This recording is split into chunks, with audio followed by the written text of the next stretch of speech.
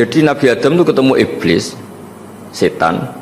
Terus iblis ini bilang, wallahi demi Allah, larangan itu sudah dicabut dan sekarang Anda boleh makan itu. Atau apalah sumpahnya iblis merayu itu. Ketika Allah tanya, ya Adam kenapa kamu makan sajaratul khuldi padahal sudah saya larang. Ini hebatnya Nabi Adam. Waqa sama huma wa izzatika ya Rabbi ma adzunnu anna ahadan yaklifu bika kadiban. Wa izzatika ya Rabbi ma adzunnu anna ahadan yahlifu bika kadiban. Misalnya saat kita punya teman yang biasa bohong dengan kita. Oke, biasa bohong, kita tidak percaya. Tapi kalau teman itu bilang gini, kamu dipanggil rektor. Misalnya saat santri kamu dipanggil Mbah Maimun. Bawaannya orang takut karena bawahan tadi. Itu pasti tidak ngecek lagi, meskipun yang cerita ini orang bohong, biasa bohong. Tapi ini dipanggil rektor, dipanggil ketua badan wakaf, ketua yayasan badan wakaf. Kan pikirannya tuh, waduh, mendingan coba-coba lah daripada bawaannya itu mesti tidak mikir langsung. Nah, ketika nama engkau disebut ya Allah, ketika nama engkau disebut, wallahi saya ini benar kata iblis. Saya tidak kepikiran wa izzatika ma adzunnu anna ahadan yahlifu bika kadziban. Saya tidak pernah mengira ada seseorang atau makhluk siapapun yang ketika menyebut engkau kemudian dia bohong. Mencatut nama presiden itu buat orang fasik kan ya takut, nyatut nama rektor buat orang nakal pun takut. Ini cerita sebenarnya saya di sini tuh lama sekali sama profesor saya ini. Saya mau curhat tentang seni ya, seni memaknai Quran. Ada ulama yang cari aman, jadi kalau nafsir Yasin, Alif Lam Mim ya wallahu a'lam. Dan itu bagus karena ya siapa yang nggak tahu kalau wallahu a'lam. Ada yang nekat itu nebak-nebak, A itu apa, Lam itu apa, Mim itu apa. Ini ya tepak-tepakan, bisa dianggap klenik, bisa dianggap dukun. Tapi dari sekian tafsir itu saya cenderung ngikuti teori umum bahwa andaikan Anda orang Indonesia, kalau mau menjelaskan anak-anak, ini saya beri penjelasan A sampai Z, A, B, C, D gitu. Jadi memaklumatkan bahwa kita akan mengkaji itu secara tuntas. Mungkin dalam kultur kita, wis tak terangno A sampai Z, wis tak delok mulai rambut sampai sikil ya. Sudah saya lihat mulai rambut sampai kaki. Nah, jadi itu ibaratun anil idhah bikullil wuduh. Jadi itu dianggap penjelasan yang begitu detail. Sehingga Alif Lam Mim itu ya dianggap kayak pokoknya Quran ini menjelaskan ABCD. Itu mukhatabnya itu pasti paham maksudnya demikian. Terus kedua menyangkut apakah yang dingendikakan Allah, yang difirmankan Allah itu mewakili atau kuliah itu mewakili totalitas. Misalnya begini, kalau kita nikah sama perempuan misalnya namanya Sri gitu, bisa saja punya adik namanya Dwi atau punya mbak namanya Dwi. Itu lama-lama kadang misalnya kita nyesal sebagai manusia, kok cantik adiknya itu atau cantik mbaknya itu. Kemudian Islam melarang wa antasma'u binal ukhtaini, kamu tidak boleh menikahi dua bersaudara secara langsung. Tapi itu pun kalau kamu anggap sebagai panduan hukum itu bahaya, karena melahirkan pertanyaan gimana kalau ponakan dan buliknya. Jadi kita nikahi Sri, buliknya masih cantik, terus kita nikahi juga, boleh enggak? Sebab itu zaman Rasulullah SAW ketika baca ayat wa antasma'u binal ukhtain, zaman itu Nabi menambahkan juga kamu nggak boleh nikahi perempuan plus buliknya. Nah, sehingga wa antasma'u binal ukhtain itu dianggap ibaratun an hurmatil jam'i binal mahromen. Itu dianggap pelarangan menikahi dua perempuan yang ada unsur apa? Mahram. Lalu pertanyaannya, kenapa Allah hanya menyebut dua saudara? Karena yang potensi masih sama-sama cantik ini dua saudara. Jadi Allah tidak perlu melarang wa antasma'u bainal mar'ati wa jaddatiha. Karena kalau itu kan orang-orang agak-agak waras kan kira-kira gitu, masa tertarik cucunya karena umur 17 juga tertarik mbahnya yang 80 tahun. Kira-kira tidak usah dilarang juga nggak kepikiran kan gitu. Tapi kalau saudara kan kepikiran. Makanya banyak kalau mbaknya mati, wong Jawa itu ngeduni, mbaknya meninggal terus nikah adiknya. Kadang adiknya meninggal juga nikah adiknya lagi. Itu kalau orang tuanya masih nekat bisa habis anaknya. Saya pernah punya temen tuh mbaknya dinikahi mati, nikahi lagi adiknya mati. Lu adik ketiga mau dinikahkan lagi, saya tantang itu habis anak kamu kalau gitu. Nah, sehingga kita yang nekuni fikih itu tahu antasma'u binal ukhtain itu bukan harus ukhtain. Dan makanya terus ulama mengingatkan bahayanya berpegangan Quran nggak didampingi ulama, karena nanti akan bilang yang diharamkan Quran itu al-jam'u bainal ukhtain, hanya mengumpulkan dua saudara, berarti sama bule bude boleh sama mbah boleh, itu bahaya sekali. Karena memang zaman itu Nabi hanya menambahkan wala bainal mar'ati wa ammatiha wala bainal mar'ati wa khalatiha, juga nggak boleh menikahi perempuan plus bule baik dari bapak maupun bule dari apa? Ibu. Nabi zaman itu tidak menambahkan wala bainal mar'ati wa jaddatiha, karena dikira itu normalnya orang pasti tidak kepikiran nikah perempuan plus mbahnya, karena umurnya pasti terpaut jauh.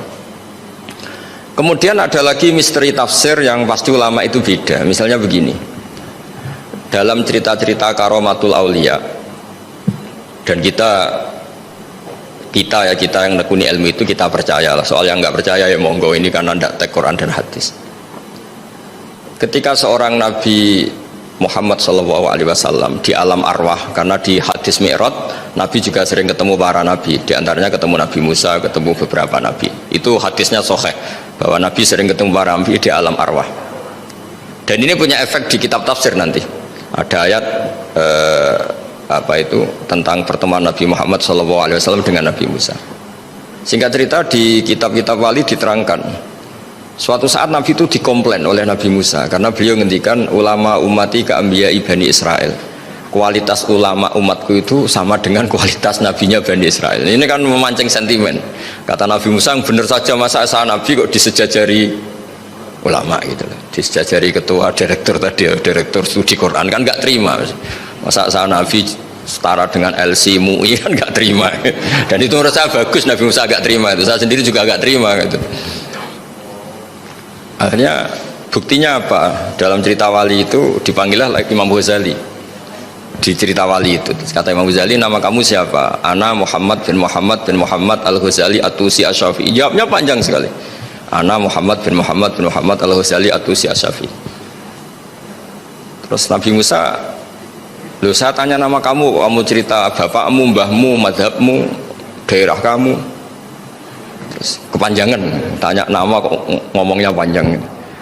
Terus kata Nabi Musa, kata Imam Ghazali, Anda juga gitu di depan Allah yang hanya tanya wa ma tilka biyaminika ya Musa, Anda jawabnya kepanjangan, qala hiya asaya atawakkau 'alaiha wa husyubiya ala ghanami wa liya fiha ma'aribu ukhra. Padahal Allah hanya tanya yang dibawa kamu oleh tangan kanan itu apa Musa? Ini tongkat saya Gusti, tak pakai gini, tak pakai gini, tak pakai gini. Masih ada dan lain-lain, wa liya ma'aribu ukhra, dan masih banyak kepentingannya. Akhirnya Musa itu sadar, ini di depan Allah yang maha tahu, itu aja engkau beri penjelasan berlebih, apalagi saya depan jenengan. Singkat cerita, di cerita itu Nabi Musa, ya betul, umat kamu memang pinter-pinter gitu. Pokoknya dia ngakui, beliau ngakui. Tapi dalam perspektif ilmu Thariqah, tafsiran seperti itu tidak diikuti. Yang diikuti adalah kalau kita ketemu rektor, misalnya nyuwun sewu, satpam dipanggil rektor, atau dipanggil ketua badan wakaf, atau menteri dipanggil presiden, atau murid dipanggil guru, itu kan bawaannya grogi. Dan mulai dulu orang-orang bijak, saya kenangan saya dengan Kiai Haji Maimun Zubair, dengan bapak saya sendiri, orang-orang bijak kalau manggil santri atau bawahan dengan keadaan grogi itu mesti tanya yang nggak penting supaya groginya hilang.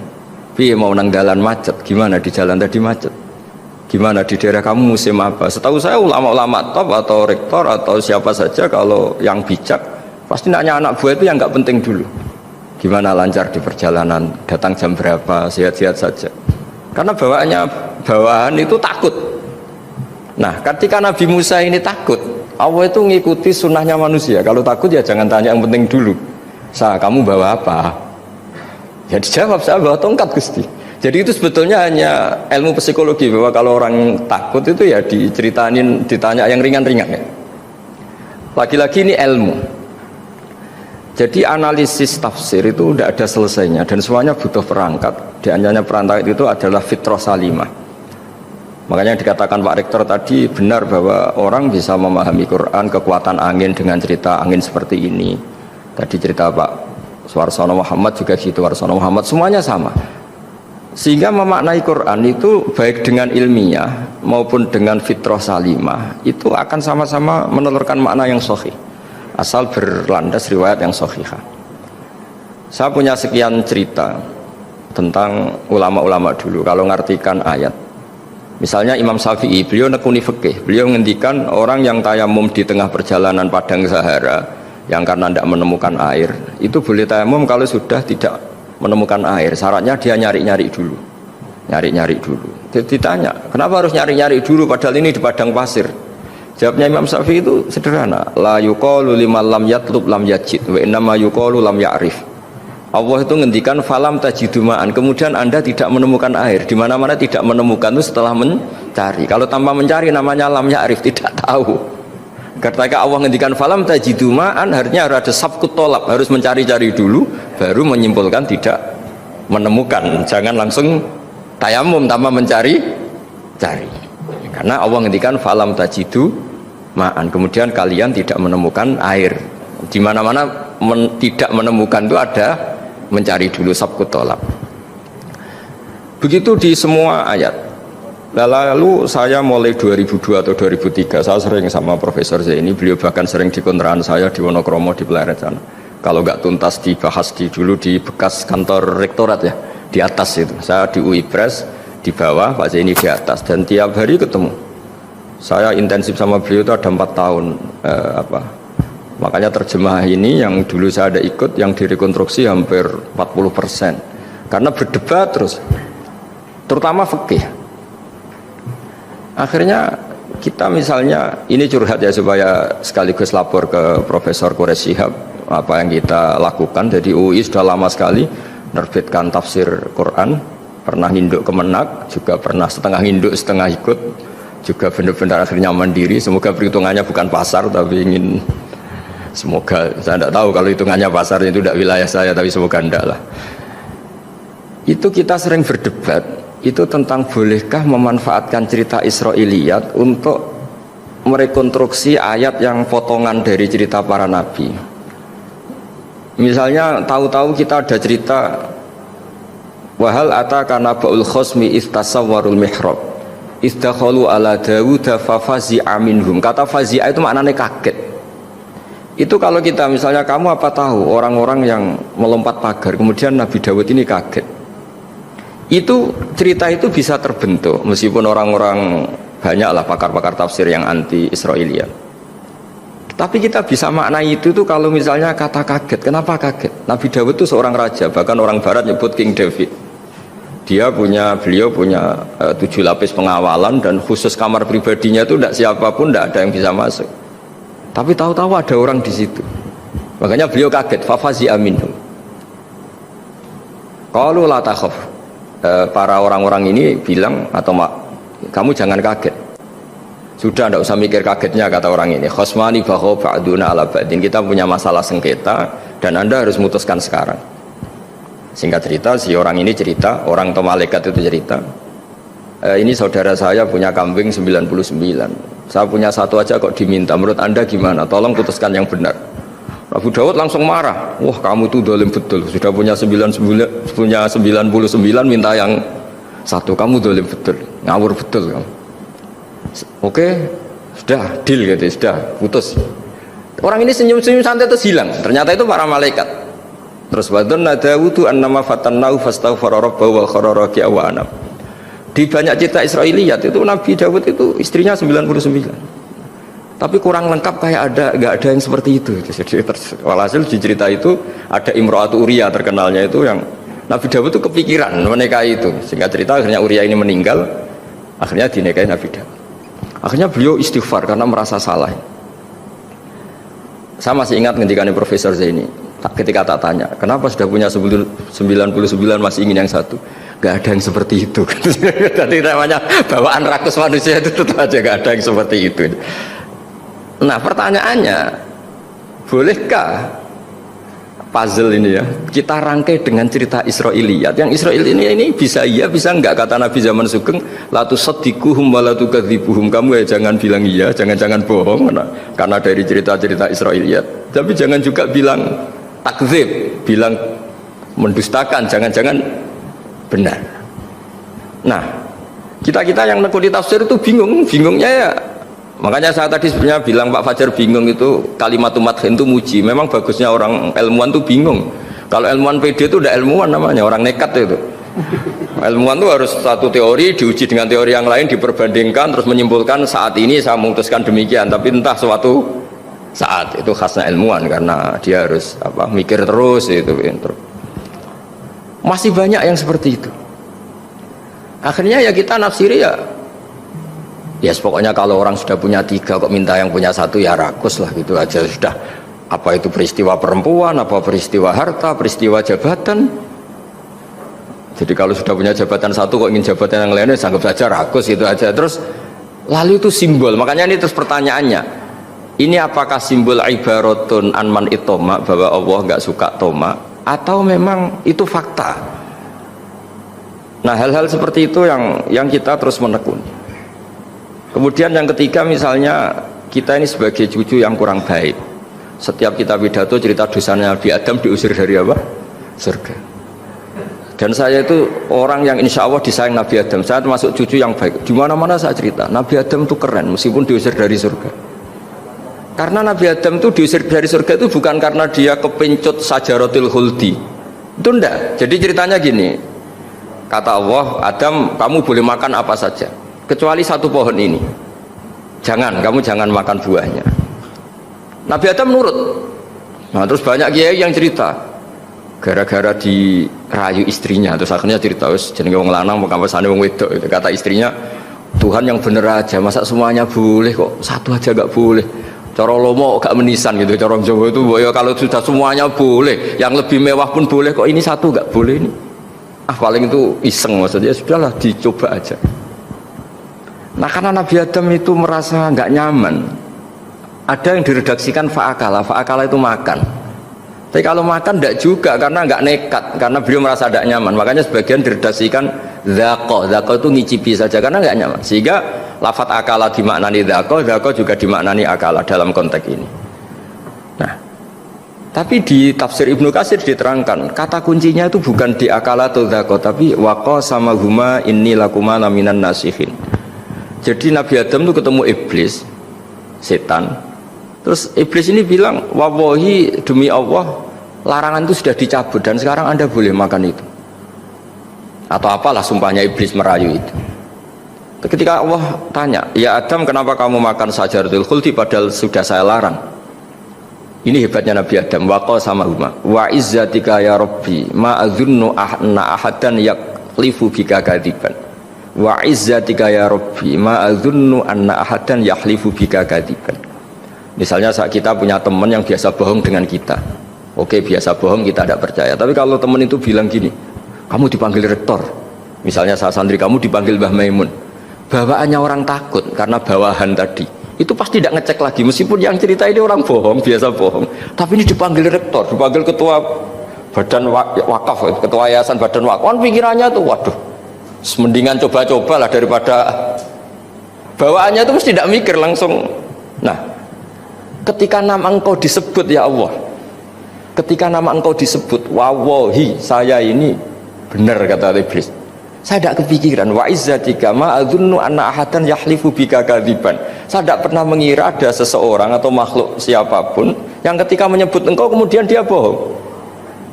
Mencatut nama presiden itu buat orang fasik kan ya takut, nyatut nama rektor buat orang nakal pun takut, apalagi ini nyatut nama Allah. Ini Allah sudah bilang kamu boleh makan ini. Barokahnya jawaban itu sumastabahu rabbuhu fataba ali wahada. Nabi Adam saat itu juga jadi al-mujtaba, dia orang pilihan. Ya, ini saya termasuk cucu yang baik karena meneruskan cerita sampai sempurna. Jadi mohon para kiai, para balik yang cerita Nabi Adam dosa itu mohon tobatlah, kasihan tuh mbah kita, anu diceritakan dosa nih, dosa kalah beong wedok semacam-macam lah, itu kasihan lah. Bacanya harus urut. Wa asa adamu rabbahu fahuwa, tapi tsumma jtabahu rabbuhu fataba alaihi wahda. Jadi lengkap lah, jangan cerita dosanya tok terus disimpulkan mbah kita aja dosa apalagi kita, sudah salah ngambil dalil dipakai justifikasi gitu. Nah, hal-hal seperti ini itu kita sering debat sama Pak Zaini, ya debat-debat ilmiah, karena kita yang ada ayat potongan-potongan tadi itu tidak bisa merangkai kalau tanpa memanfaatkan dengan tanda kutip itu, dengan tanda kutip itu memanfaatkan kisah-kisah Israiliyah, karena bawaannya ini panjang. Saya beri contoh lagi. Qala bal sawatat lakum anfusukum. Misalnya siapa bapaknya Nabi Ayub, Nabi Yusuf, Nabi Yakub. Nabi Yakub itu dirayu oleh anak-anaknya. Sudahlah Yusuf itu kita ajak main. Singkat cerita walhasil karena mereka punya niat buruk, Nabi Yusuf itu dibuang di di sumur. Kemudian mereka datang waja'u abahum isya ayyabkun. Qalu ya abana inna dhahabna nastabiqu wa tarakna Yusufa inda mata'ina fa akalahu dhi'ab. Ya kita ini main bah, tapi ketika di hutan kemudian Yusuf dimakan serigala. Dan mereka pura-pura nangis. Waja'u abahum isya ayyabkun, dia datang pura-pura nangis. Dan terus abahnya bilang, "Wah, ini rekayasa kamu." Qala bal sawalat lakum anfusukum amra, pasti ini rekayasa kamu. Nah, kata rekayasa di sini itu kita mikir loh, kok ujuk-ujuk Nabi Yakub bilang rekayasa itu gimana? Tapi barokahnya konstruksi cerita-cerita tadi kita tahu, yaitu tadi gak ada kejahatan yang sempurna. Terus mereka kan latohu saubahu bidamin, mereka itu melumuri bajunya Nabi Yusuf dengan darah, seakan-akan Nabi Yusuf itu dimakan serigala. Tapi dia lupa menyobek-nyobek baju tadi, makanya Nabi Yakub bilang, "Cek sopan nih serigala itu, ketika mau makan baju anak saya disuruh nyopot dulu gitu." Jadi peradabannya gitu. Nah, di sini kata sawalat itu ada konstruksi yang kita mau tidak mau pakai cerita tadi, karena wong dimakan serigala kok bajunya utuh. Cek beretikanya serigala itu, mungkin kuliah di UI. Jadi, nah kita ini nekuni itu, jadi apa ya? Ya terus. Nah kita akan cari aman, artinya cari aman itu kalau tafsir atau terjemah berdasar Israiliyat kita nanti dimarin orang banyak. Tapi tidak juga kita kadang-kadang mau tidak mau karena ada kata yang tersembunyi, yang mau tidak mau utuhnya itu kalau memanfaatkan Israiliyat tadi. Nah, makanya Nabi ketika ditanya, "Ya Rasulullah, bagaimana dengan cerita dari Bani Israel?" Itu. Ya Nabi ngendikan la tusaddiquhum wa la tukadzibuhum. Ya kamu jangan bilang iya, ya jangan bilang tidak. Tapi setelah kita nekuni tafsir, ya nekuni apa itu mau tidak mau. Terus yang terakhir sebagai matur kita ke Profesor Dr. Quraish Shihab, masalah fikih terutama yang mendesak. Quran itu kalau cerita fikih itu kan belum dibabkan dulu ya. Misalnya at-thalaqu marratan, cerai itu ya hanya 2. Nah, cerai hanya 2 ini kan kita jadi bingung karena taunya kita cerai itu sampai 3. Akhirnya mau tidak mau kita membuat taksisul fikih, dasaran fikih. At-thalaqu marratan ayat tolak sing yasihur rujuk, tolak yang boleh rujuk. Itu 2. Namanya roj'i. Kalau tolak ini roj'i wa bu'ulatuhunna ahaqqu biratihinna, di masa iddah suami tadi maling berhak rujuk, artinya orang lain nggak berhak karena ini masih fi hukmi zaujiyah, dia masih dihukumi seorang istri. Nah baru fa in talaqaha fala tahillu lahu min ba'du hatta tankiha zaujan ghairah. Ini yang terus kemudian orang fikih menyebut tolak bain, yang kalau itu terjadi si istri ini tidak halal bagi mantan zaujnya kecuali sudah dirasakan orang lain. Jadi terus kita ini mikir hatta tankiha zaujan ghairah itu ukurannya nikah itu apa? Mayoritas ulama bilang ukurannya nikah bukan sekedar akad, tapi sudah dirasakan orang lain, sudah ada hubungan intim. Memang harus bahasa vulgar ya, karena ini fikih. Ben kapok cara Jawa, oleh nalak tenanan jebule ape balik bojone dirasakno wong liya. Kadang mukhalil ini kebablasan nggak mau ngelepas. Padahal dia kadang mukhalil order, tapi kalau cantik terus menarik kan dia nggak mau lepas. Nah, pertanyaannya itu kan, tapi ada madhab yang meskipun syad, yaitu yang mengatakan ya hanya akad sudah sah, tapi itu di coro bahasa sekarang dibully banyak ulama, disalahkan. Wong tujuannya itu bikin jerah, kok hanya akad kan tidak jerah. Jadi mukhalilnya hanya akad, setelah akad nanti menceraikan itu sudah cukup. Itu disalahkan banyak ulama karena ketika peristiwa itu terjadi pada istrinya Rifa al-Qurazi, jadi di hadis itu ya vulgar, ya Rasulullah saya ini istrinya Rifa al-Qurazi, kemudian dia mencerai saya, fabat tatolaki, tolaknya sampai habis, kemudian saya nikah sama Abdurrahman bin Zabir. Di hadis ini bukan bacanya bukan Zubair tapi Zabir, Abdurrahman bin Zabir. Tapi orang Arab itu ya agak-agak vulgar. Wa inna ma ma'ahu mislahud batis saw. Tapi alat kelaminnya tuh kiwir-kiwir. Nabi saya tidak mau. Ini. Terus Nabi tertawa-tawa di hadis itu ya. Kalau sama tertawa ini sudah sunnah Rasul karena pasti hadis itu fatabas sama dohikan. Nabi itu tertawa sampai coro Jawa guyu ngakak. Fatabas sama dohikan bukan fatabas sama mutabut. Tapi di semua teks hadis fatabas sama dohikan. Nabi tertawa-tawa. Kamu ingin ya sama suami kamu yang pertama. Terus Nabi ngendikan la kata hatta yadzuqa usailataki wa tadzukina usailata. Enggak, sehingga kamu merasakan dia dan dia merasakan kamu. Sehingga ulama mengatakan hatta tangkiha zaujan khairah adalah sampai hubungan suami istri untuk menjadi muhalil yang sah. Nah, maksud saya di sini juga matur sama rektor sama ketua badan wakaf ini nggak gampang ngamanati jadi direktur. Makanya Pak Fajar minder itu sudah bener. Mendingan noto sandal dari kanan jadi kiri, kiri jadi kanan gitu. Karena PR-nya itu besar dan nanti diaudit. Apalagi kalau dapat gaji lebih besar lagi. Makanya ini kalau bisa Pak Rektor, Pak Badan Wakaf ini nggak usah digaji supaya hisapnya ringan. Sudah keliru dapat uang kan berat hisapnya. Loh saya dulu tanya Profesor Zaini, bertahun-tahun saya kerja di itu nggak kepikiran gaji, sampai sekarang nggak kepikiran. Pak Zaini tahu kalau saya ikhlas. Saya bilang, kok ada orang ikhlas gak Pak? Saya ini anak kiai, cucu kiai, ajaran paling pokok ya ikhlas. Sebetulnya bukan ikhlas banget, karena kalau digaji kok salah itu hisapnya berat.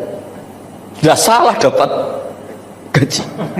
Jadi mohon ini dipakai percontohan pertama. Ya ini kan kita saudara semua, relax saja lah. Dipakai percontohan apa? Pertama ada direktur studi apa Pak On tambah apa? Tambah gaji ya? Tambah follow sih kata ketua DPPAI ini ya. Jadi ini semua matur kita ke Profesor Quraish Shihab supaya beliau nanti bisa ngendikan. Saya termasuk orang yang sangat menghormati beliau dan insya Allah nanti saat tanggal 6 April atau apa juga mau sowan beliau. Dan beliau juga sering curhat, saya juga sering baca tafsir Al-Misbah beliau di Muqaddimah dan rata-rata ya curhat. Mau tahlili efeknya gini, mau maudhu'i, tapi karena memang kita ngadepin teks yang umurnya sudah hampir berapa? 1000 berapa Pak Tamjiz? 1400 berapa? Ya sekitar 1400 berapa. Tapi tadi dari makanya kan terus kita kalau nerjemah terus saya diantara yang saya usulkan ke Profesor Zaini saat itu saya mau ikut tim asal ada catatan kaki, terus ada beberapa tambahan catatan kaki supaya tadi wa antasma'u binal ukhten itu kalau kita misalnya kita kembali ke Quran hadis, Quran saja lah kalau ke Quran saja yang diharamkan wa antasma'u binal ukhten, padahal di sini juga wala binal mar'ati wa ammatiha wala binal mar'ati wa khawatiha. Terus kita sebenarnya ingin nambahi wala binal mar'ati wajad dadiya. Tapi kan kayaknya enggak kepikiran lah ada orang kok. Tapi kalau mbak atau adik itu kepikiran kan? Karena kalau ketemu temannya kan saya sering punya teman yang dapat dua-duanya teman saya. Kok kamu nikah yang ini ya Gus ajane ayu Mbak Yunis dirabi wong. Ya atau yang ayu adike juga wah saya keduluan Gus ajane aku lak incer adike. Ambek bapake dijokno Mbak Yunis. Lah yang potensi masih begitu itu kan saudara kan. Makanya ini yang dilarang Allah wa antasma'u bainal ukhtain karena yang potensi masih ada rasa ya bainal ukhtain. Tapi bukan berarti yang lain boleh. Makanya hadal jam'u al muharram wa ibaratun an hurmatil jam'i bainal mar'aten sing ada hubungan nasab. Jadi tidak harus antara apa? Saudara, tapi dua perempuan yang ada hubungan apa? Nasab. Yang andai kan salah satu itu lelaki gak boleh kawin, maka dua perempuan ini tidak boleh tahta rajulin wahid. Nah, kemudian ulama bikin kaidah itu ya, dua perempuan yang andai kan salah satu ini kok lelaki gak boleh kawin, maka tidak boleh dikumpulkan oleh satu lelaki finikahin wahid. Misalnya sepupu itu kan andekan misalnya kamu nikahi Dwi punya sepupu Sri, dari awal kan sepupu itu boleh nikah. Maka andekan kamu poligami dengan cara seperti itu kan nggak masalah. Yang masalah itu apa? Dua perempuan yang andekan salah satu itu lelaki nggak boleh apa? Nikah, berarti dua perempuan ini tidak boleh tahta rajulin wahid. Artinya benal ukhtain ini dianggap ibaratun angkada. Kalau dalam bahasa Balaghah disebut itlaqul ba'di wa iradatil kul, yang disebut sebagian tapi maknanya utuh. Nah hal-hal seperti itu memang berat. Makanya ini direkturnya sudah nyerah itu, tapi lebih gampang nyerah lagi kalau nggak dapat gaji. Karena kalau nyerah tok gajinya diterima itu kayaknya gimana gitu. Nah ini tidak gojlok tapi etika ya. Ini urusan etika. Kalimat thayyibah yaitu la ilaha illallah Muhammadur Rasulullah. Itu kalimat yang otoritas kebenarannya itu absolut, pasti benar bahwa alam raya niki gadah pangeran ingkang asmanipun Allah Subhanahu wa taala. Tapi pengamalan niku, pengamalan la ilaha illallah itu harus ditalkin, diajarkan oleh orang yang spesialis ya, orang yang benar-benar mempunyai maslak. Maslak itu cara sampai kepada Rasulullah Shallallahu Alaihi Wasallam. Kalau tersemut ketika Mbah Mun sering ngendikan ihdinas siratal mustaqim siratal ladzina an'amta 'alaihim. Terus uniknya di surat Fatihah itu, ya Allah tunjukkan kami ke jalan yang benar. Itu bukan sirotoka jalan jenengan, tapi siratal ladzina an'amta 'alaihim. Saya masih ingat betul ketika Mbah Mun ngendikan Allah itu mboten saged ditiru. Wong Allah mboten dahar, mboten ngombe, mboten tidur. Sing saged ditiru niku nggih padha-padha manusa, sehingga disebut ihdinas siratal mustaqim siratal ladzina. Maka dalam disiplin ilmu sanad itu sampai ada kalimat ekstrim, man ta'allama bila syekhin fasehuhu setan. Itu tidak main-main ya. Artinya ketika orang lain menuduh dunia kiai katanya terlalu kayak kerajaan kecil, santri tidak pernah ngeritik, itu keliru. Sebetulnya memang aturan ilmu itu diantaranya untuk ilmu agama itu harus pakai apa? Sanad. Bukti ini apa? Ihdinas siratal mustaqim siratal ladzina an'amta 'alaihim. Jadi untuk mengikuti jalan Allah niku harus mengikuti jalannya orang-orang yang telah engkau beri nikmat. Telah itu artinya finish. Finish itu artinya sudah meninggal. Saya masih ingat betul kalimatnya Mbah Mun, kalau kamu ngikuti orang, kalau ingin kebenarannya permanen, yang sudah meninggal. Potongan-potongan soleh dadakan ngeten kan nggak meyakinkan. Pas ngaji gayanya kayak wong soleh, enggak mulai kumat meneh, soleh meneh, kumat meneh, itu kan nggak meyakinkan. Istighfar gini nangis, karek nonton dangdut gini nyesal. Terus apa ya, nggak jelas no? Terus gak kasil maksiat ya nyesal, gak kasil toat gitu nyesal. Itu nanti ikut partai wa akharuna atarafu bidzunubihim kholatu amalan sholihah wa akharuna sayyi'ah. Jadi orang-orang zaman akhir itu nyampur aduk antara kebaikan dan keburukan. Kayak sampean sering sholat shaf awal itu ya baik, tapi ya ono sombongi. Maksudnya ono sombongi, kowe iku sapa wani kok ngarep. Maksudnya itu ya ribet kan. Makanya ada wali jadi wali itu karena kalau sholat itu di belakang. Alasannya aku izin mbek pangeran, sawangane kok ngarep. Jadi ilmu itu macam-macam. Bapak riyen sering dawuh, nek ana wong istiqomah ngimami masjid itu ya apik. Tapi nek keseringan ya perkarane ambisi mau digenti. Jadi istiqomah itu nek keterusan itu ya dadi ambisi. Mulane gak jelas ngimami masjid terus itu istiqomah apa mau digenti. Artinya apa? Hidup ini gak jelas. Justru gak jelas itu bagus karena ketok menusane, napa? Ketok menusane. Sehingga dalam ilmu fikih itu lucu. Kalau cerita wali-wali top, Abdullah bin Umar niku semadzhab dengan Abdullah bin Abbas. Mboten seneng urip teng tanah haram. Ketika banyak ulama, banyak sahabat seneng hidup di tanah haram, alasannya sholat di tanah haram itu seperti 1000 napa? Sholat. Tapi yang dipikir beliau bukan sholatnya, maksiat di tanah haram juga lipatannya sama. Maka rumahnya Abdullah bin Umar itu pas yang perbatasan. Nak sholat bojone ning tanah haram, nak tukaran metu. Jadi ono area tukaran itu dikondisikan steril. Jadi masyhur itu. Jadi beliau nak lagi mesra mbek bojone wiridan teng tanah haram, nak tukaran metu sik. Baru tukaran secara meyakinkan karena sehingga kita di Indonesia sebenarnya punya sisi yang luar biasa karena kita tidak maksiat di tanah haram.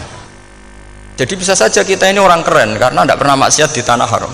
Walaupun saya nggak tahu kaji, nggak tahu umroh, tambah keren karena nggak pernah maksiat di. Karena banyak juga orang yang nangis di Masjid Haram jebule ngenes, samu naki sing elek bojoku tok. Rawong Turki wayu, wong Pakistan wayu. Bareng roh bojone elek wireng pesek. Terus nangis, ya Allah, samu naki sing elek kok bojoku tok. Nah, berhubung wayah haji dikira itu religius, napa? Akhirnya sing wedok gak terima, sakmono iki ganteng kabeh sing elek kowe tok. Makanya di haji itu pangeran nyindir faman faradha fihinnal hajja fala rafatha wala fusuqa wala jidala fil hajj. Itu pakai fi ku ing dalem. Jadi potensi maksiat kalau kaji itu fi. Justru pas haji itu pas potensi maksiat. Wong teng kene matof niku nggon tawaf niku. Wis masyaallah wong ayu ki pirang-pirang, wong ganteng ki pirang-pirang. Terus mari geger, mergo rebutan ngambung hajar macam-macam. Jadi kula suwun ijtihad, dia napa ijtihad itu harus kita dengar. Jadi di antara mazhabnya ulama termasuk Abdul bin Abbas itu nempat di Taif. Taif itu dari Mekah 3 jam. Alasannya nggak ingin kalau terjadi apa-apa di tanah napa haram. Kita tahu Ibnu Abbas itu mengalami konflik politik dengan Abdullah bin Zubair. Itu ekstrim betul konflik dua beliau. Akhirnya beliau milih gak di tanah haram, wis tukaran-tukaran lah nak raning tanah haram. Maksudnya gremeng, bukan tukaran bacaan, gremeng lah, gremeng sidik nak raning masjid haram. Artinya jangan kira orang di Indonesia terus ndak hebat, ya hebat, punya sisi nggak maksiat di tanah haram. Ya misalnya sholat gak ngewarep nang masjid haram, jebule sholatnya ya Allah sini wong. Wis gak ngewarep ben paling afdol, jebule paling keliru coba. Mulai takbir yo keliru plus udzon. Haji Indonesia nu nak sofa walu niate rada elek. Sudah sih maca bismillah ta ora tau tak go ngarep dadi. Ngono kula yang kesekian kali ditanya gitu. Dadi niate kok ngarep kepen ngetes sudah sih maca bismillah ta ora. Lho kok kowe ape salat apa ape udzon. Bantah-bantahan. Aku krungu dhewe tau kok ngarep pancen ra maca. Sing kok guri ora maca tapi lonton ora caku kok ngarep ya kepen krungu nyatane ora. Jadi kok ngarep. Terus kedua niate iku balapan ngambung Hajar Aswad. Jadi sholatnya kok ngarep. Sekali salam langsung melayu ngambung Hajar Aswad. Ibu niat apik niat elek ra roh, tapi tidak semua yang di sofa walu niatnya baik. Tapi niat tidak baik itu kadang baik. Itu saking apikane pangeran. Kulo kenangan cerita dari Mbah Mun yang paling saya kenang itu gini. Dulu ono santri nakal. Ya jane ora dulu tok, saiki luwih akeh, tapi sawangane cerita kan kudu dulu karena sejarah itu syaratnya harus diomongkan dulu. Jane aku rada kecewa mbek sejarah iku. Dulu ono santri nakal, saiki luwih akeh. Niku kepengen nginceng ninge mergo ning wayu. Niku dhisik jarang ning sepedaan motor ngalor ngidul ning pasar Bangilan jarang. Dadi nek kepengen roh iku kudu dadi bakul banyu. Terus bakul banyu karena satu-satunya cara roh wong ayu kudu dadi bakul banyu nyamar. Kalau jauh ini ngisine ning jero jeding. Jadi kadang ya roh ninge rajil bapan macam-macam. Kiai ini wali tenan, bukan wali debutan, bukan wali senior, namun wali betul. Nah, sampai saiki dadi wali kan wis ana kuota wali, segelem ra gelem jumlahnya supaya tetap ada terus diangkat ngoten mawon wali ini. Ini bertahun-tahun. Kiai ini ngerti, seneng mergo digratisi, dikai rego murah. Kiai ini ngerti nek iku niate elek. Suatu saat gak ada perkembangan, santri ini paling gremeng karena gak direspon. Diceluk ke kiai ini. Kiai pentok anakku. Nggih Yai. Kowe salat ning Masjid Haram saf awal 40 dina jamaah mbok saf awal. Nggih Yai. Kok bar tak rabekno anakku. Nggih. Seneng salat. Hari pertama ya demi dapat istri, hari kedua terus suwe-suwe ku ku nyaman. Betapa nikmatnya sujud, nikmati rukuk terus nyaman. Saking nyamannya ku berkebutuhan sholat di sofa awal. Bukan karena cewek tadi. Bareng hari ke-40 diparani mbek kiai ini. Aja mulai tak rabekno. Loh. Mboten saged, Mbah. Jare nek wis sholat 40 dina tak rabek. Oh mboten, sholat diterima untuk cawe tok. Mboten. Mboten ngenyak uang sholat jadi mau dijoli. Jadi orang nggak bener itu kadang ya jadi bener. Jadi dari wali kadang daftarnya lewat bakul banyu, terus kadang rodok delok wedok sidik-sidik, tapi nak pangeran ngangkat kira kurang coro. Jadi wali can ini. Akhirnya kiai ini sing nangis. Cung gelem lek cok kamu pede mantu wong. Iki gak gelem tenan. Ngenyak uang sholat jadi mau dijoli. Wah, itu luar biasa. Terus, malah ini ngaji, gitu. Terus ngaji talqinu dzikri bahwa pada akhirnya sing paling dhuwur teng hadhihi dar la ilaha illallah. Nah, saya punya trik. punya trik, punya cara untuk sampean supaya la ilaha illallahnya itu sah dan meyakinkan. Nah, cara hakim itu sah dan kitab yang sering dibaca Mbah Mun diantaranya untuk kalimat itu kitab Zadul Ma'ad. Iku nak nerangno la ilaha illallah niku luar biasa. Itu kitab kesayangannya Sayyid Abdul Al-Haddad. Beliau ngendikan diantara kitab kesukaan beliau selain Ihya itu kitab Zadul Ma'ad. Itu beliau kalau ngendikan bihadihi, maksudnya bihadil kalimah ussisatis samawati wal ardu. Jadi langit bumi dibikin. Jadi beliau mulai berpikir pertama gini, surga dibikin dengan segala kemewahannya itu bagi yang tasdek liman saddaqa bila ilaha illallah wa liman amana bila ilaha illallah. Neraka yang dibikin sebegitu ekstrim sampai anak wong dicemplungno ngenteni 70 tahun lagi ceblok. Wah, itu ora kebayang carane gawe. Entakno bego kan itu. Jadi barang nak diceblokno ning neraka iku cebloke tok ngisor ngenteni pinten? 70 tahun. Makanya kemungkinan keluar dari neraka itu kecil. Nah, agak untuk syafaat itu kecil. Wong wis kira iso kebayang kan? Itu pun diciptakan untuk yang menolak dalil. Jadi surga dibikin ya lihadil kalimah, neraka dibikin juga lihadil kalimah. Jadi hadil kalimah itu mizan, ini ukuran. Yang nerima masuk surga, yang menolak masuk neraka. Hisab juga gitu, ada hisab itu ya karena kalimat la ilaha illallah. Orang kafir itu nanti tidak dihisab. Nah cara Ibnul Qayyim, adosnya nggih ngoten. Ulaikal ladzina kafaru bi ayatina rabbihim wa liqaihi fahabitas a'maluhum fala nuqimu lahum yaumal qiyamati wasna. Ya lucu tuh, mosok Fir'aun dihisab. Kan sekarang neraka kan. Jadi hisab itu nanti itu yang enggak jelas-jelas. Makanya sampean udah hati-hati, itu potensi dihisab. Jadi yang jelas itu ada hisab. Mosok kanjeng Nabi dihisab kan enggak mungkin. Nabi Ibrahim mosok dihisab. Fir'aun mosok karena yang jelas surganya tidak dihisab, yang jelas nerakanya juga enggak dihisab. Tapi nak sing pengajian yo teko, dangdutan yo teko lah ini yang ini yang itu. Ya itu hisab itu. Delok biskop yo bayar, mlebu masjid yo bayar. Cuma ada biskop 10.000, nak ning masjid 2.000. Itu ya hisab itu nanti. Jadi orang kafir yang karuan kafirnya itu istilah Quran fala nuqimu lahum yaumal qiyamati wasna. Nah, artinya ada hisab juga tolak ukurnya la ilaha illallah. Terus wabihadil kalimah bu isatir rasul. Karena kalimat ini rasul diutus untuk melatih la ilaha illallah. Jadi kalimat ini luar biasa. Tapi setelah jadi tahlil terus yang mau coba ngantuk, terus jumlahnya kakean kan, terus akhirnya gak sakral. Akhirnya tak lewat di komentar suwi temen. Kemudian nak sing mimpin tahlil wong tuwek terkenal suwi lagi tahlil dipimpin mbah niki sing mburi mesti sambat wah suwi mesti. itu kriminal kita, itu kesalahan kita. Kalimat yang harusnya jadi tolok ukur surga neraka itu ukurannya kalimat itu, kemudian kita nganggap kalimat itu sebagai kalimat yang apa problem. Itu aja sampai ya. Makanya kalau suwon sing mimpin tahlil aja suwi-suwi lah. Istilah illallah ping 3 hadir terus bareng. Nanti niku semua ijazatnya hanya 3 kali itu kok udah dipirang-pirang niku. Tapi nak la ilaha illallah tolong gak hadir ya tak baleni neh dadi 6. Kok gak hadir? Jebule ping 1000 pun ndak hadir. Lah ini yang masalah. Terus kula waca ndak ini supaya sampean ngerti kalimat itu menjadi kualitasnya bagus ndak itu karena cara pandang.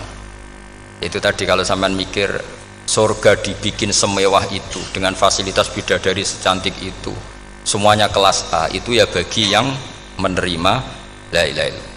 Neraka dibikin se ekstrim itu juga bagi yang nolak. Jadi ini kalimat pembeda, makanya kalimat haqqin 'alaiha nahya wa 'alaiha namun. Terus wa biha wa 'alaiha. Ini jazah kene usume usum. Wa biha wa 'alaiha. Tren ini kene wa 'alaiha wa biha. Wa biha apa wa 'alaiha? Enggak yang di sini umumnya. 'Alaiha nahya wa 'alaiha namut. Wa 'alaiha wa biha. Wa 'alaiha wa biha. Oh berarti orang jelas prinsipnya, gak jelas. Jadi kalau suwon Mbah Mun sepuh-sepuh niku fi akhiri hayati nu sering maos talqinu zikri. Karena memang beliau ingin di akhir hayatnya juga kita semua nanti di akhir hayatnya semuanya min ahli la ilaha illallah Muhammadur Rasulullah. Dan itu dimulai dari sesuatu yang sangat-sangat ilmiah. Yaitu tadi dimulai kenapa surga dibikin untuk sing iman la ilaha illallah. Kenapa neraka dibikin? Untuk yang menolak la ilaha illallah. Kemudian Rasul diutus untuk melatih la ilaha illallah. Nanti ada azab ya karena menolak la ilaha illallah, ada maghfirah karena yang terima la ilaha illallah. Makanya istighfar, kalau cara oleh ijtihad niku istighfar itu setelah la ilaha illallah, cara kula oleh ijtihad. Di beberapa Indonesia itu thariqah punya istighfar dulu baru la ilaha illallah. Tapi banyak ulama yang berpendapat dibalik, la ilaha illallah dulu baru. Karena istighfar itu didengar Allah itu setelah tauhidnya benar. Ini cara madzhabnya Abul Hasan apa? Asyadzili, yaitu fa'lam annahu la ilaha illallah baru wastaghfir li dzambika ai li hadil kalimah. Karena orang bisa dimaafkan itu berdasar kalimat la ilaha illallah. Misalnya begini ya. Orang kafir itu kafir terus sampai 70 tahun. Sekali melafatkan la ilaha illallah itu yughfar lahum ma qad salaf. Jadi kullil ladzina kafaru iyantahu yughfar lahum ma qad salaf. Artinya orang kafir itu belum pernah tahlil, belum pernah istighosah, ya belum pernah istighfar, tapi sekali melafatkan la ilaha illallah secara sah langsung yughfar lahum ma qad salaf. Berarti dulu mana la ilaha illallah sama istighfar untuk kepentingan dimaafkan Allah? La ilaha illallah cara madzhab Abul Hasan Asyadzili, karena alasannya wong kafir sing kafir wae tanpa istighfar asal kalimat la ilaha illallah benar langsung yughfar lahum ma qad salaf. Jadi cara pikirannya Abul Hasan Asyadzili itu la ilaha illallah yang benar dan kamu baru istighfar, nanti insya Allah pasti dimaafkan bihaqi la ilaha illallah. Jadi fa'lam annahu la ilaha illallah baru wastaghfir li dzambika bihadil kalimah, karena sahnya istighfar setelah kalimah ini sah. Itu orang kafir yang kafir berpuluh-puluh tahun itu langsung diberi bonus sama Allah yughfar lahum ma qad salaf. Nah, ukuran iyan tahu pakai apa coba? Hei para wong kafir, nak kowe mendo sangka kekafiran, ukurannya pakai apa? La ilaha illallah. Sekali la ilaha benar langsung yughfar lahum ma qad salaf. Makanya ketika ya Ja'far Shadiq, Sayyid Ja'far Shadiq beberapa lama arja ayatin fil Quran adalah qulil ladzina kafaru iyantahu yughfar lahum ma qad salaf. Ketika mana kan abet sisa malaikat, dia wong kafir 70 tahun Gusti. Mau celek lu pisan langsung jenengan sepuro, mosok kula imam tahlil boten jenengan sepuro. Ya tapi masalahnya nak malaikat, tapi kowe golek wajib lah iku semari perkara iku mulai masalah kan. Boksora ikhlas iku mulai masalah. Nah sing guri malah meneh, tapi kowe ngoco lek lu ambek gremeng. Mergo kesuwen. Dan nak kesuwen wong gremeng sing dosa sing tahlil apa sing gremeng? Sing tahlil ya melok dosa mergo kesuwen, sing gremeng dosa wong kalimat thayyibah kok digremengi. Nah terusno sing ngundang ya melok dosa pisan ribet kan. Ya ora ana fikih ngono ya ora ana. Maksudnya kula cerita daripada rawan dosa ya mendingan la ilaha illallah sing ora grem. Carane piye? Sing mimpin ya sing fasih sing cepet. Ngene insyaallah. Oh teng desa kula anggere muni tahlil ben Gus Pak suweneng kabeh, mesti cepet, dijamin mesti cepet. Kula ya sering ngomong, aku cepet lah luwih mandi sing suwi. Mergo suwi mari dosa gremeng ya perkara. Nah kiai-kiai kan do sungkan mek kula. Nah teng adat masyarakat kan nggih sampai Gus sampai anak kiai kan sungkan dadi kiai-kiai sing tua-tua akhirnya melok cepet. Dan ini harus dielmoni. Saya ulang lagi ya. Sebetulnya dalam thariqah Syadziliyah itu la ilaha illallah dulu baru istighfar. Alasannya apa?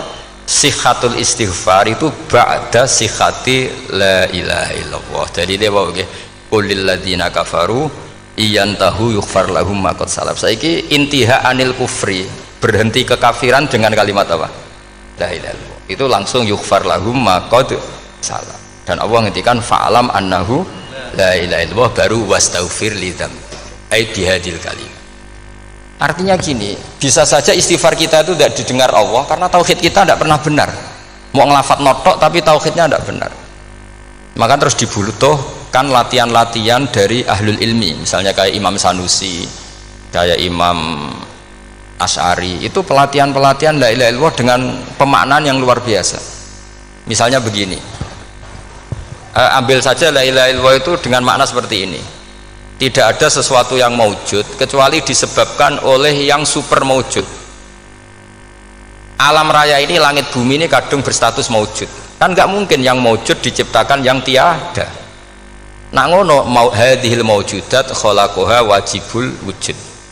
Lah wajibul wujud ini yang bernama Allah Subhanahu wa ta'ala. Maka kualitas Anda iman tuh lebih tinggi. Selama ini kan enggak. Orang ono pangeran kecuali Allah. Terus Allah itu yang siapa? Ya Allah yang siapa itu harus kamu berani mensifati. Allah belum pernah menceritakan dirinya di Quran kecuali beliau dia mensifati zatnya. Saya adalah sing khalaqas samawati wal arda misalnya. Saya adalah zat yang begini. Karena itu dengan cara itu bisa dikenali. Ya, dengan cara itu bisa dikenali. Makanya Allah itu harus kita kenali, yaitu lewat ma'rifatullah. Ibadah tertinggi adalah ma'rifatullah. Ya caranya ma'rifat tadi dimulai, gak mungkin alam raya ini kemudian diciptakan oleh al-adam, sesuatu yang tidak ada. Pasti yang namanya maujudat diciptakan yang maujud. Karena maujud ini maujud pencipta harus super. Lah super itu bahasa Arabnya wajibul wujud. Karena pencipta harus awal. Gak mungkin Fir'aun itu Tuhan lahirnya di bumi, berarti dulu buminya ketimbang Fir'aunnya. Tuhan-Tuhan yang lain juga begitu, masa dulu buminya ketimbang Tuhannya. Makanya Allah pasti Tuhan betul karena bersifat awal, bersifat qadim. Nah kalau kamu mulai latihan gitu, iman kamu itu bil bayyinah, dan syaratnya iman yang benar adalah bil bayyinah. Bayyinah itu jelas welo-welo. Makanya semua nabi memaklumatkan diri, qul inni ala bayyinatim mir rabbi lam yakunil ladzina kafaru min ahlil kitab wal musyrikin munfakina hatta ta'tiyahumul bayyinah. Jadi kamu harus punya otoritatif kebenaran sing sampai welo-welo itu layak balus syakka wal irtiyab, sudah agak bisa ragu lagi.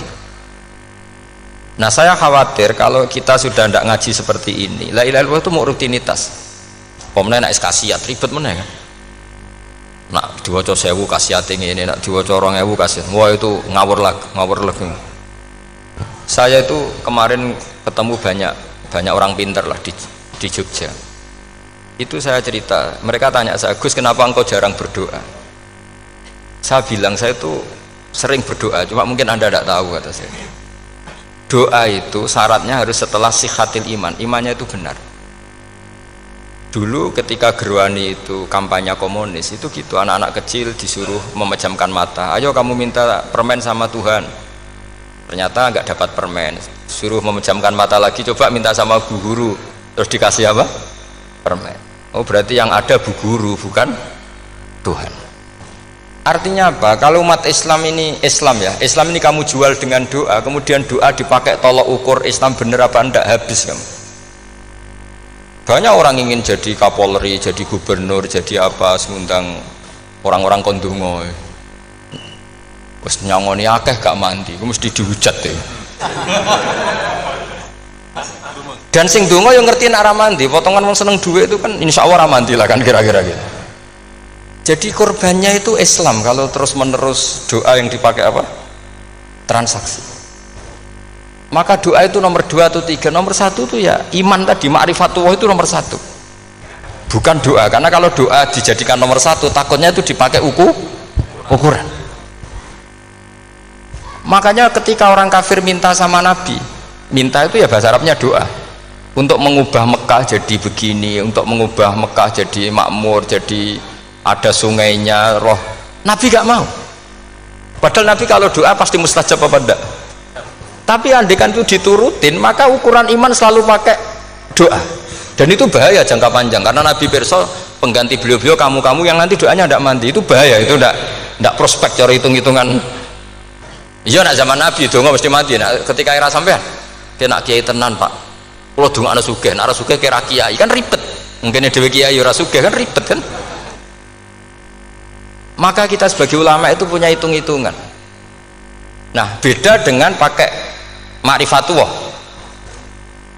Misalnya begini, ini contoh paling gampang. Orang kafir itu dulu mengukur kebenaran Muhammad, mereka tentu manggilnya Muhammad. Muhammad, kalau kamu mengklaim bahwa orang mati bisa hidup lagi, coba mbah-mbah kamu yang sudah mati bangunkan. Kalau bisa berarti kamu benar, kalau ndak ya ndak. Pertanyaannya itu yang faktu bi abaina in kuntum apa? Shodiqin. Pertanyaannya, ngukur kebenaran dengan cara itu yang bikin standar siapa? Nah, Nabi itu sempat terdesak karena itu dipakai ukuran. Tapi kalau pakai ilmu mantek, jawabannya lebih gampang. Ngukur kebenaran dengan cara itu versi siapa? Versi saya.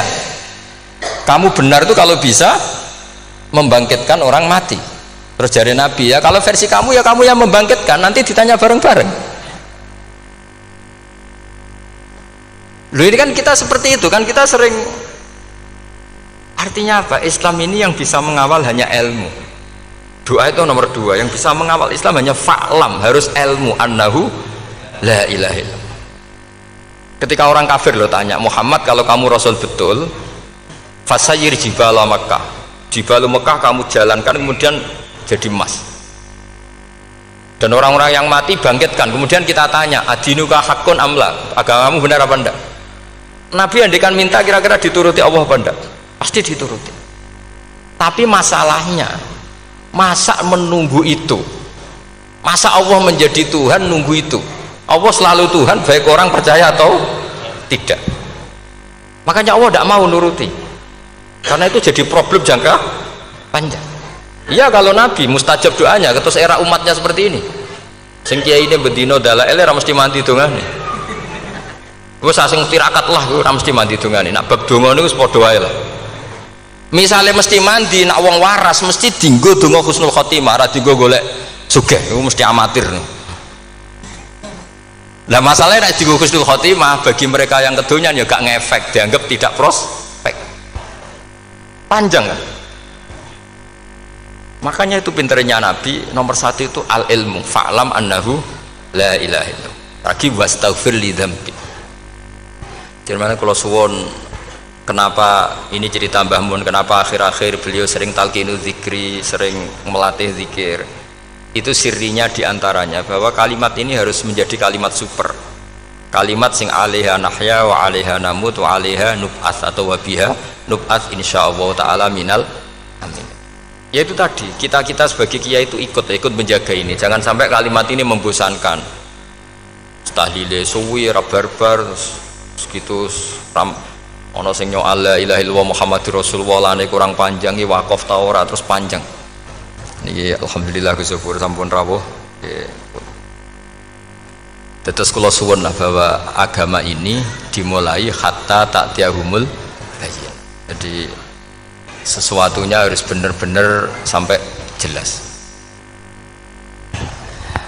Kalau terusakan nggih, tetes orientasi para ulama dulu itu cara menerangkan la ilaha illallah itu sampai difahami an bayinatin. Makanya semua nabi memaklumatkan diri kul inni ala bayinatin mir rabbi, sampai di situ. Dan semua cerita-cerita di tafsir Jalalain di apa-apa itu ukuran kebenaran itu lam yakunil ladzina kafaru min ahlil kitab wal musyrikin namun fakina hatta ta'tiyahumul bayinah. Monggo. Maka semua kita itu harus punya kecakapan untuk merangkai dalil. Kalau gak ada pengalaman saking kitab-kitab turos, kitab-kitab dulu. Itu ketika beberapa ulama ditanya, dulu ketika ulama-ulama dulu berdebat tentang apakah imanul muqallid, imannya orang yang tidak bisa berargumentasi tentang Tuhan itu diterima apa enggak? Rata-rata ahli sunnah bilang diterima, tapi tetap dengan catatan itu potensi goyah. Idzkul man qallada fit tauhidi imanuhu lam yakhlu min tardidi. Tapi ternyata ulama-ulama itu prakteknya juga mengajari masyarakat supaya ada sedikit dalil atau kepastian logika. Masyhur itu ulama dulu ketika tanya orang-orang Arab, orang-orang desa, ya Arabi, bima arafta rabbak, kamu kok tahu kalau Tuhan itu ada, itu gimana? Jawabannya mereka meyakinkan, al-ba'ratu tadullu alal ba'ir wa atharul aqdam yadullu alal masir. Ono tletonge sapi ya mesti ono sapine. Ono atharul aqdam artinya ono tipake wong liwat ya mesti ono sing liwat. Sehingga itu sudah dianggap cukup, kalau ada makhluk ya ada khalik. Artinya terus menjadi gampang ketika Allah ngendikan misalnya am khuliqu min ghairi syai'in. Mosok hadhil makhluqat sing maujudat kemudian khalaqahal adam. Itu kan gak ketemu akal. Maka termasuk kekaguman saya sama kitab Fathul Bari sarahnya Bukhari itu ngendikane wa hadza sing inda ahlil mantak yusamma iltizazan aqliyan, bahwa agama ini harus ada kenyamanan secara akal. Kalau Nabi membahasakan wajadah halawatal apa? Iman. Iman yang manis itu misalnya kita profesor, kita ilmuwan, kita seorang yang top, yang paling cerdas di dunia. Kemudian kamu secara agama didogma oleh pimpinan agama kamu, kebetulan pimpinan agama kamu misalnya komunis, terus diberi ajaran misalnya hadhil maujudat khalaqahal adam, yang maujud ini diciptakan ketiadaan. Kan mungkin profesor lah mesti stres, piye wong Adam kok ciri utama ketiadaan ya layu asiru saya tidak ngefek. Bandingkan dengan misalnya kita goblok lah, petani lah, wong paling goblok lah misalnya diajari bumi ki ana mbah wonten, terus sing gawe bumi ana ya ana, wong barange ana kok sing gawe ra ana. Lebih gampang. Lah itu cara Fathul Bari hadatin itu mudah sekali, sahlah qoriba. Kalau dalam baca Said Abdul Al-Haddad itu hadil kalimah sahlah qoriba. Sahlah qoriba itu enak difahami karena ya sudahlah, kalau hadil maujudat ya khalaqahal maujud. Berhubung maujud ini maujud khaliq ya wajibul wujud, kira-kira maujud super lah atau kausa prima atau apa. Jadi segampang itu ulama menerangkan tauhid. Nah khawatir saya kalau penjelasan seperti ini sudah hilang, terus mau wong takok kasihate nak maca sakmene paket ngene, nak sakmene paket ngene. Lah anak ramadi terus mental, jute la ilaha illallah yo ngobos. Nah ini kan jadi tersangka.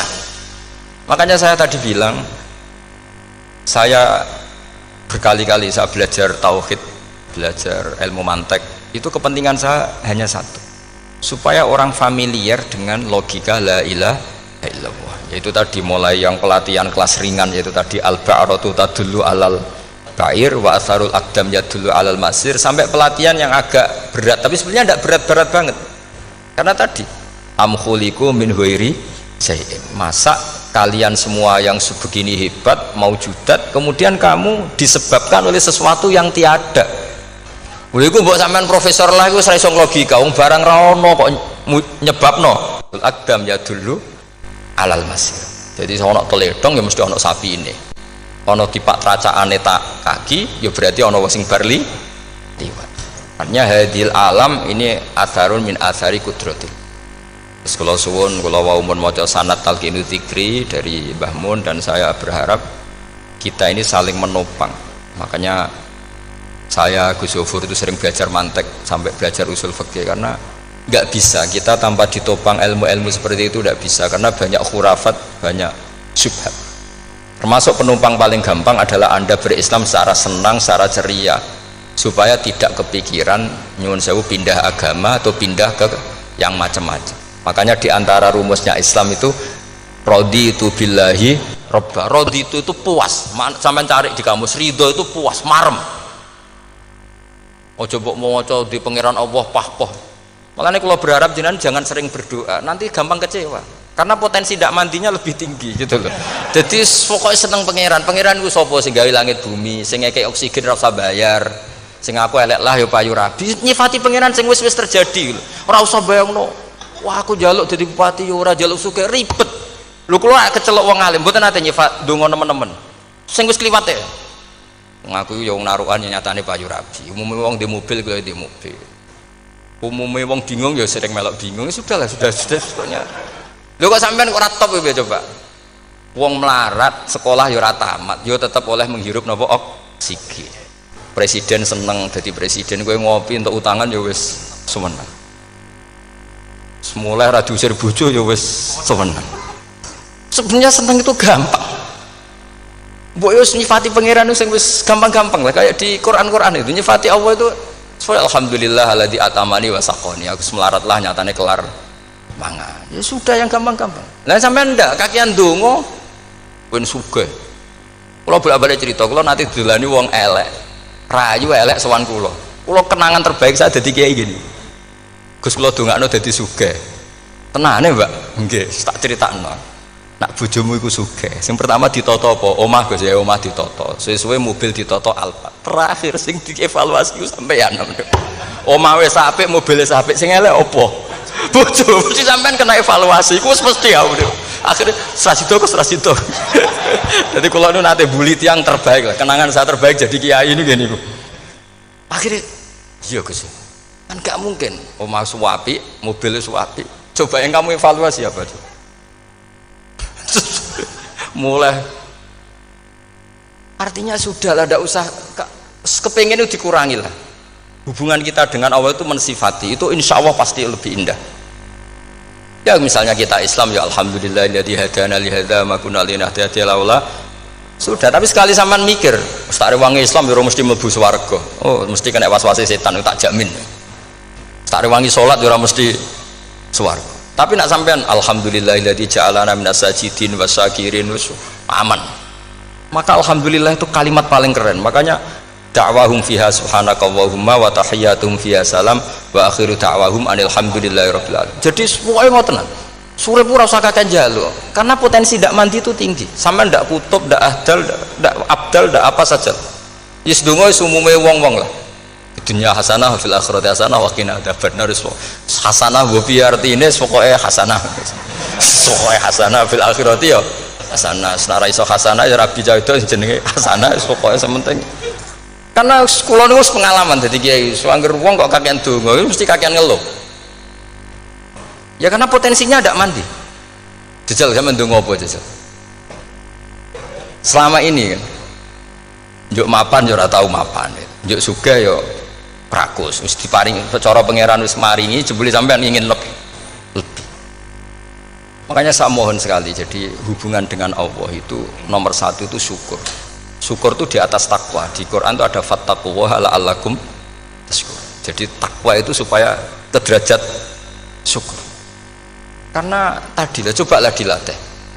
Saya pernah ngecek orang yang sekarang dugem menikmati maksiat dengan orang yang takwa mensyukuri tidak maksiat, itu nikmatnya itu masih tinggi nikmatnya orang yang syukur karena berhasil meninggalkan maksiat. Makanya kamu yang syukur bengi-bengi seradih duit ning kamar wudu bariku ngelamun jujuk esok yes alhamdulillah gak maksiat. Sekarang usah bayang terus tahajud qiyamul lail iku para habaib para ulama itu sekarang ramakome lah seperti itu. Suka ramakome tangi turu seradan tempiring itu alhamdulillah pokoknya sing gampang-gampang ya. Dan itu memang ajarannya Nabi. Jadi Nabi itu kalau bikin ajaran itu orang sing asbaha aminan fi sirbi sesuatu mu'afan fi badani indahu kutu yaumi faka'an nama khizat lahu dunya bi hadafiriha. Jadi tapi bayangkan ini man asbaha aminan fi sirbi ngontrak ya ora diusir sing di omah, kumpul mertua ya ora diusir mertua, kumpul bojo ora diusir bojo, aminan fi sirbi mu'afan fi jasadis urip nak guyu do banter wis bengak-bengok indahu kutu yaumi dina iku iso mangan iku faka'an nama khizat lahu dunya bi hadafiri. Anggap ae kowe itu sak donya. Lha wong paling sugih gawe kolam renang paling 100 meter persegi. Kowe ndelok laut renang sak kapoke. Pokoke urip ku sing gampang itu. Kok senengane repot to? Senengane repot. Pokoke kula kepengin niku jenengan syukur lah. Pokoke lho nggih malah niki pokoknya niki kampanye syukur lah pokoknya karena tadi coba yang biasa donga-donga itu dikurangi lah syukurnya dulu yang lho sampean tak arani doa yang mandi itu dimulai apa asana Allah tinggi mana doa dengan syukur Nabi itu kalau berdoa itu nyifati Allah panjang sekali alhamdulillah hamdan katsiran terus wa hamdan wa fi ni'amahu wa yukafi mazida ya rabbana lakal hamdu kama yanbaghi lil jalali wajhika azimi sultanik la nuhsi sana'an 'alaika anta kama athnayta 'ala nafsik antal muqaddim wa antal muakhir wus panjang sampean kan gak muqaddimah suwidi dongane sing wis gak dia 13 wis kalau kan sering mau ikhya itu kalau muji pangeran itu sampai lupa Imam Ghazali saking panjangnya.